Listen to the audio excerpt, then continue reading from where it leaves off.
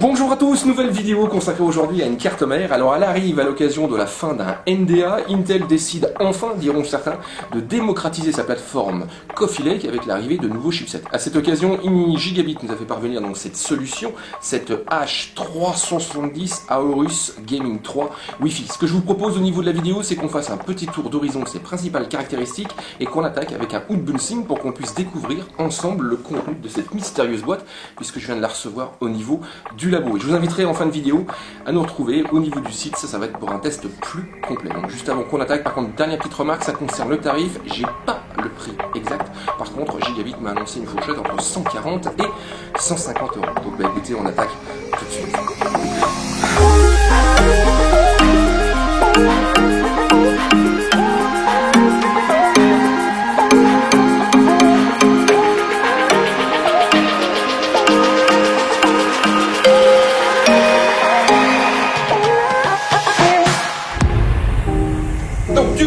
Unboxing, c'est H370 Aorus Gaming 3 Wi-Fi et donc livré dans une boîte assez gaming. On a un look plutôt agressif avec un aigle. On a quelques petites informations donc au niveau de la plateforme supportée. Ça va se situer ici avec le chipset. On a bien sûr le rappel de la 8e génération Core alias Coffee Lake. On a également le RGB Fusion donc, qui indique qu'on a affaire ici à une carte mère compatible avec cette technologie.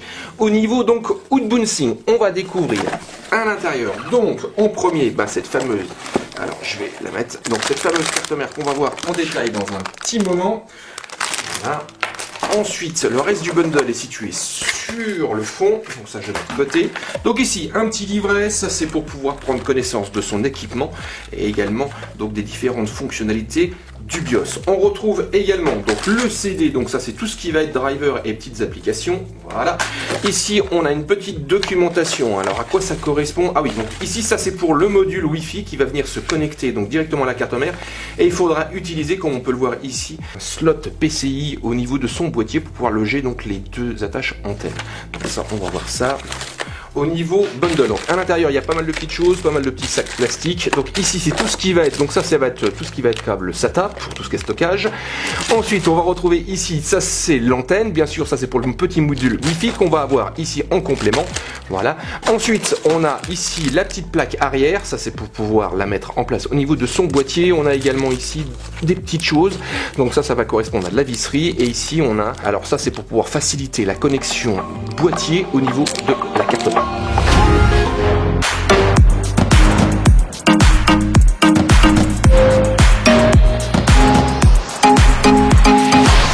Gigabit s'adresse avec cette H370 Aorus Gaming 3 Wi-Fi aux joueurs. Ici, on a donc une carte mère qui est relativement travaillée, PCB noir. On a également quelques touches de marron foncé. On a l'utilisation d'aluminium brossé. Ça va, alors, je vais vous le montrer. Ça va concerner les deux radiateurs entourant donc le socket. C'est du LGA1151. Donc ça, c'est pour les processeurs Coffee Lake, alias le processeur Core de 8e génération. Et on va retrouver également donc une finition aluminium au niveau, donc là c'est du radiateur chipset.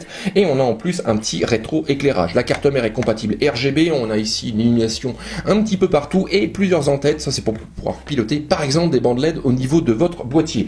Côté mémoire, justement, on est devant 4 slots, ça gère de la DDR4 entre 2133 et 2666 pour un total maximum de 64 Go.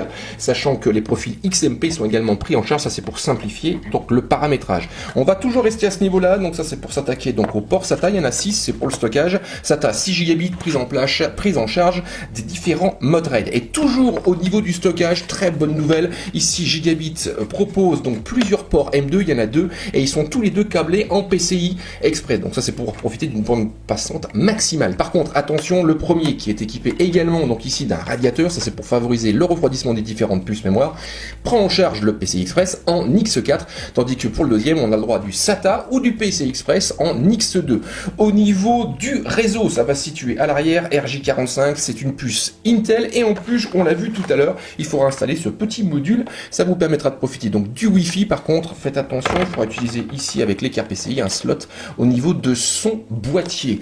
Au niveau des joueurs, ça va se situer donc à ce niveau-là. Alors il y a plusieurs plusieurs ports PCI Express. On va retrouver donc deux PCI Express 3.0 X16 câblés en X16 pour le premier et X4.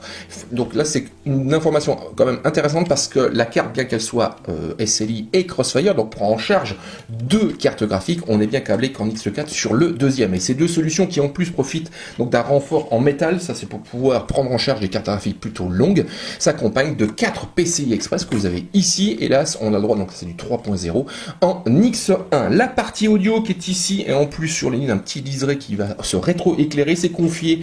Donc ça à du Realtek ALC 1220. Côté USB, il y a beaucoup de possibilités au niveau de la carte. On a un total de 6 ports en USB 2.0, 4 ports en USB 3.1 de génération 1, un port en 3.1 Gen 2 type A, un port 3.1 Gen 2 type C et enfin de l'USB 3 de génération 1 de type C. On va finir cette rapide présentation avec un petit tour d'horizon sur la connectique arrière. Donc ici on va retrouver un bon vieux port PS2 dont l'utilité se fait de plus en plus rare. On va avoir droit donc également à plusieurs ports et USB.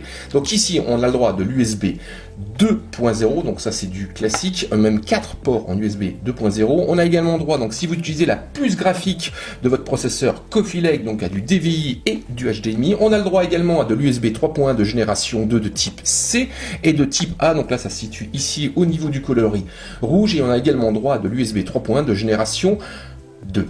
Cette solution donc arrive en boutique et que je vous le disais tout à l'heure au niveau introduction, au niveau du positionnement on se situe entre 140 et 150 euros. Je vous retrouve au niveau du site, ça c'est pour un test plus complet, on va regarder ces différentes fonctionnalités et ces différentes possibilités. Si vous aimez cette vidéo, n'hésitez pas à laisser un petit pouce en l'air, ça fait toujours très plaisir, donc plein de pouces en l'air et partagez, c'est pour nous faire connaître. Moi je vous donne rendez-vous très prochainement au niveau de la chaîne parce qu'il y a beaucoup de nouveautés qui arrivent.